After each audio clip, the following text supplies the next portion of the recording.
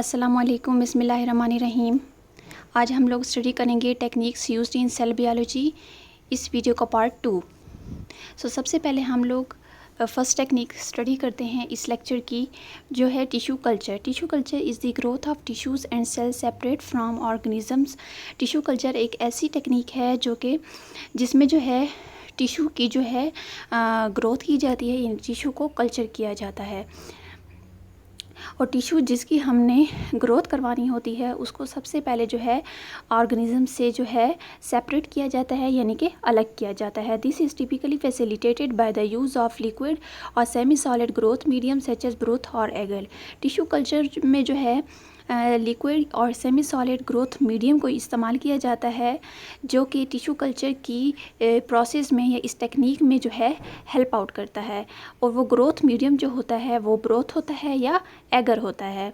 Tissue culture produces clones in which all the product cells have same genotype unless affected by mutation during culture.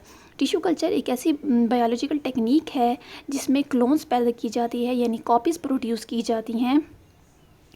And जो sales product sales जो हमारे पास बनते हैं उनकी same genotype होती है, यानी कि उनका जेनेटिक मेकअप डीएनए वगैरह जो है वो उनका सेम होता है, यहाँ तक कि अगर उन पे म्यूटेशन जो है इफ़ेक्ट ना करे। म्यूटेशन का मतलब है सडन जेनेटिक चेंज, यानी अगर म्यूटेशन ना हो तो टिश्यू कल्चर से जो हमारे पास क्लोन या एग्जैक्ट कॉपीज़ प्रोड्यूस होती हैं ऑर्गेनिजम्स की, उनका सेम डीएनए होता है। नेक्स्ट हम स्टडी करते हैं टिश्यू कल्चर के एपरेटस के बारे में। Tissue culture hood, that is laminar flow hood और biosafety cabinet. Next incubator, third centrifuge machine, fourth refrigerator और freezer, fifth cell counter, six inverted microscope, seventh liquid nitrogen freezer and seventh steriliser that is autoclave. तो ये तमाम apparatus जो है use किया जाता है टिश्यू कल्चर की टेक्निक में। नेक्स्ट हम स्टडी करते हैं main steps involve in tissue culture. Selection of the plant tissue explant from a heavy vigorous mother plant. Tissue culture में सबसे पहला स्टेप ये होता है कि जिस टिश्यू की हमें ग्रोथ करवानी होती है तो उसको सबसे पहले जो है एक्सट्रैक्ट किया जाता है मदर प्लांट से, जो कि हेल्दी होता है। और उस टिश्यू को जब हम एक्सट्रैक्ट कर लेते हैं मदर प्लांट से तो उसको हम एक्सप्लांट बोलते हैं। Next, this tissue must be sterilise to remove microbial contaminants. Then जो है इस टिश्यू को या एक्सप्लांट को जो है स्टीरिलाइज किया जाता है, यानी जर्म फ्री किया जाता है, ताकि जो भी माइक्रोब्स या माइक्रो ऑर्गेनिजम्स हैं इसके ऊपर तो वो जो है इससे रिमूव हो सके। Third, establishment of the explant in culture medium sustain the plant cell and encourages division, it can be solid और लिक्विड।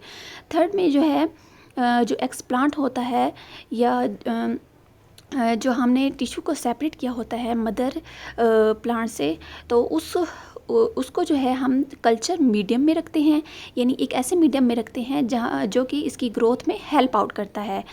एंड उस मीडियम में जो है तमाम न्यूट्रिएंट्स शामिल होते हैं जो कि उस टिश्यू की ग्रोथ में और कल्चरिंग में हेल्प करते हैं। एंड वो जो मीडियम होता है कल्चर मीडियम, वो सॉलिड भी हो सकता है, सेमी सॉलिड भी हो सकता है और जो है लिक्विड भी हो सकता है। Each plant species and some time the variety within a species has particular medium requirement that must be establish by trial and error. अब हर प्लांट की स्पीशी जो होती है, स्पीशी का मतलब है ऐसे ऑर्गेनिजम्स जो कि इंटरब्रीड कर सकें, फ्रीली इंटरब्रीड कर सकें और फर्टाइल ऑफस्प्रिंग प्रोड्यूस कर सकें, तो ऐसे ऑर्गेनिजम्स को हम एक स्पीशी बोलते हैं।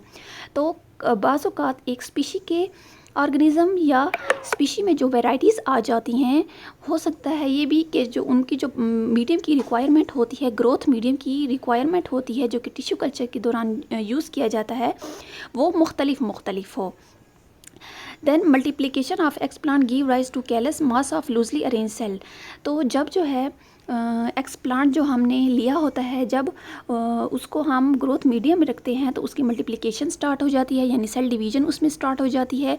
एंड जब सेल मल्टीप्लाई हो जाते हैं, यानी बहुत सारे सेल बन जाते हैं, तो उससे एक स्ट्रक्चर बनता है सबसे पहले जिसको हम कैलस बोलते हैं। एंड कैलस जो है अनडिफ्रेंशिएटेड मास ऑफ सेल होता है, यानी ऐसे सेल का मास होता है जिसमें सेल जो है वो अनडिफ्रेंशिएटेड होते हैं, यानी वो अभी स्पेशलाइज्ड नहीं होते स्पेसिफिक प्लांट के ऑर्गन्स बनाने के लिए।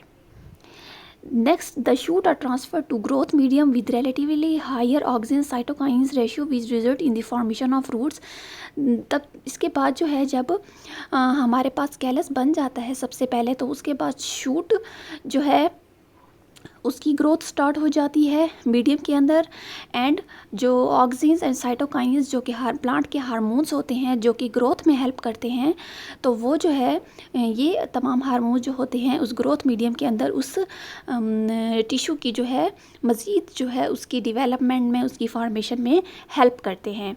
Plantlets are deflowered and hardened off by gradually decreasing the humidity. This is increases necessarily as many young tissue culture plants have no waxy cuticle to prevent water loss. इसके बाद जो plantlet यानी छोटा plant जो produce होता है हमारे पास, उसको डीफ्लास किया जाता है यानी ग्रोथ मीडियम से बाहर निकाला जाता है. उसके बाद वो हार्ड हो जाता है, सख्त हो जाता है आहिस्ता आहिस्ता, क्योंकि उसमें ह्यूमिडिटी जो नमी होती है वो कम होना स्टार्ट हो जाती है. तो इस तरह से जो है हमारे पास जो है एक टिश्यू जो है उसकी ग्रोथ हो जाती है और उससे हमारे पास एक नया प्लांटलेट प्रोड्यूस किया जाता है इस टिश्यू कल्चर की टेक्निक के ज़रिए. अब यहाँ पे आपको टिश्यू कल्चर का डायग्राम दिखाया गया है. सबसे पहले एक्स प्लांट को एक्सट्रैक्ट किया जाता है हेल्दी मदर प्लांट से. उसके बाद इस एक्स प्लांट को ग्रोथ मीडियम के अंदर रखा जाता है, एंड इस ग्रोथ मीडियम में तमाम रिक्वायरमेंट्स मौजूद होती हैं जो कि उस एक्स प्लांट की कल्चरिंग के लिए या उसकी जो है ग्रोथ के लिए इम्पॉर्टेंट होती हैं. यानी तमाम न्यूट्रिएंट एंड वाइटामिन जो है इस मीडियम में शामिल होते हैं. देन जो है एक्स प्लांट में जो है सबसे पहले उसका कैलस बनता है, यानी जब सेल डिवीजन स्टार्ट हो जाती है, सेल मल्टीप्लाई होना स्टार्ट हो जाते हैं, तो सबसे पहले एक स्ट्रक्चर बनता है जिसको हम कैलस बोलते हैं. एंड कैलस में जो है सेल जो है वो अनडिफ्रेंशिएटेड होते हैं. इसके बाद कैलस के बाद एम्ब्रियोइड बनता है. एम्ब्रियोइड के बाद एम्ब्रियो बनता है. एम्ब्रियो के बाद प्लांटलेट बनता है यानी छोटा पौधा बनता है. छोटा पौधा मज़ीद अपनी ग्रोथ करके जो है एक बड़ा प्लांट में चेंज हो जाता है. तो इस तरह से टिश्यू कल्चर की टेक्निक को यूज़ किया जाता है. नेक्स्ट बायोलॉजिकल टेक्निक हम स्टडी करते हैं जिसका नाम है chromatography. Chromatography is a mean of separating one type of molecule from other. Chromatography एक ऐसी बायोलॉजिकल टेक्निक है जिसमें एक किस्म के मॉलिक्यूल को दूसरे किस्म के मॉलिक्यूल से अलग किया जाता है. It involve moving the mixture normally as a liquid और gas over stationary phase embedded in cellulose और सेलिका. इस क्रोमेटोग्राफी की टेक्निक में जो है एक मिक्सचर लिया जाता है जो कि लिक्विड या गैस का मिक्सचर होता है, और एक स्टेशनरी फेज़ होता है, उसको एक स्टेशनरी फेज़ के अंदर रखा जाता है. एंड एक स्टेशनरी फेज़ होता है जो कि स्टैटिक होता है, मूव नहीं करता है, और एक होता है मोबाइल फेज़ जो कि मूव करता है. अब हमेशा जो है मोबाइल फेज़ जो है वो स्टेशनरी फेज़ के ऊपर मूव करता है. The separation depend on range of chemical and physical properties of the molecule such as solubility and molecular mass. अब मॉलिक्यूल्स की जो सेपरेशन होती है वो डिपेंड करती है कि उस मिक्सचर के अंदर जो है जो हमारे मॉलिक्यूल्स प्रेजेंट हैं उनकी केमिकल प्रॉपर्टीज़ कैसी हैं, यानी कि उनकी सॉल्युबिलिटी एंड उनका मॉलिक्यूलर मास कैसा है. तो इनकी बेस पर जो है मॉलिक्यूल जो है वो सेपरेट हो जाते हैं स्टेशनरी फेस के ऊपर. अब हम स्टडी करते हैं टाइप्स ऑफ क्रोमेटोग्राफी. क्रोमेटोग्राफी की 2 टाइप्स होती हैं. फर्स्ट है पेपर क्रोमेटोग्राफी एंड सेकंड है कॉलम क्रोमेटोग्राफी. अब हम स्टडी करते हैं paper chromatography. It is used for the separation of photosynthetic pigment, sugar और अमाइनो एसिड. पेपर क्रोमेटोग्राफी में जो है फोटोसिंथेटिक पिगमेंट को सेपरेट करने के लिए जो है इस टेक्निक को यूज़ किया जाता है. This mixture is spotted near one end of paper strip. इस टेक्निक में जो है पेपर जो कि स्टेशनरी फेज़ होता है उसकी एक एंड पे जो है मिक्सचर को स्पॉट किया जाता है यानी रखा जाता है, एंड उसको जो है डिप्ट किया जाता है स्पेसिफिक ख़ास सॉल्वेंट के अंदर. एंड देन जो है वो पेपर के थ्रू कैपिलरी एक्शन के ज़रिए जब मूव करता है मिक्सचर जो है स्टेशनरी फेज़ के ऊपर जो है मूव करता है, तो इस मॉलिक्यूल के अंदर जो मिक्सचर के अंदर जो मॉलिक्यूल्स होते हैं वो अपनी केमिकल प्रॉपर्टीज़ के बेस पर जो है वो अलग अलग होते जाते हैं. अब यहाँ आपको नीचे डायग्राम में भी दिखाया गया है कि एक हमारे पास सॉल्वेंट होता है, उस सॉल्वेंट के अंदर जो है पेपर को रखा जाता है, डिप किया जाता है. पेपर जो है यहाँ पे स्टेशनरी फेज़ होता है, एंड पेपर की एक एंड पे जो है वो मिक्सचर को स्पॉट किया जाता है, एंड कैपिलरी एक्शन के थ्रू जो है ये मिक्सचर में जो मॉलिक्यूल्स होते हैं वो अपनी केमिकल प्रॉपर्टीज़ की बुनियाद पर एक दूसरे से सेपरेट होना स्टार्ट हो जाते हैं। नेक्स्ट हम स्टडी करते हैं column chromatography. It is more commonly use method which involve the mobile phase flowing over a supporting mixture held in a glass और मेटल ट्यूब। ये एक ऐसी बायोलॉजिकल टेक्निक है जिसमें जो है मोबाइल फेज जो है वो मूव करता है किसी गिलास या मेटल ट्यूब के अंदर, यानी इसमें एक मोबाइल फेज होता है जो कि मूव करता है एक ट्यूब के अंदर जो कि गिलास की होती है या फिर मेटल की बनी हुई होती है। अब यहाँ पे आपको डायग्राम में दिखाई दिया गया है कि स्टेशनरी फेज है, उसको एक ट्यूब के गिलास ट्यूब के अंदर लिया जाता है, उस जो है उसके ऊपर जो है अपना सैंपल लोड किया जाता है, यानी ऐसा मिक्सचर जो है लोड किया जाता है जिससे हमने मॉलिक्यूल्स को सेपरेट करना है। तो जब हम लोड कर लेते हैं तो जो सेपरेशन जो है वो आहिस्ता आहिस्ता स्टार्ट हो जाती है, यानी जो है डिफरेंट फ्रैक्शंस जो हैं मिक्सचर के वो हमारे पास सेपरेट हो जाते हैं। इस तरह से हम उनको मिक्सचर के अंदर डिफरेंट कंपोनेंट्स को, उसके पार्ट्स को इस तरह से जो है हम लोग अलग कर सकते हैं एंड इस तरह से जो है हम उनको ऑब्टेन कर सकते हैं। नेक्स्ट टेक्निक हम स्टडी करते हैं electrophoresis. Electro mean electric field and phoresis mean separation. तो ये एक ऐसी बायोलॉजिकल टेक्निक होती है जिसमें इलेक्ट्रिक फील्ड की प्रेजेंस में जो है सेपरेशन की जाती है।